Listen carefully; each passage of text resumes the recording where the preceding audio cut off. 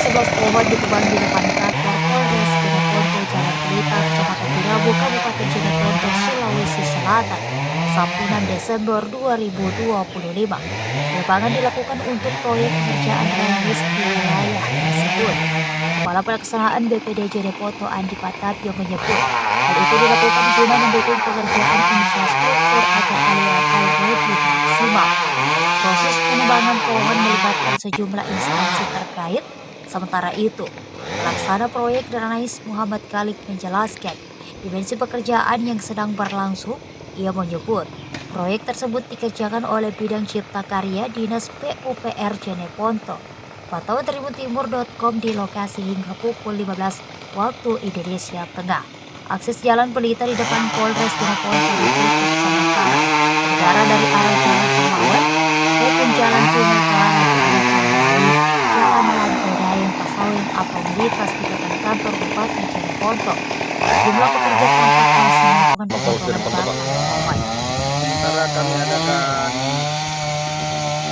pembenahan dalam arti kata untuk pelebaran saluran air dan pelebaran jalan.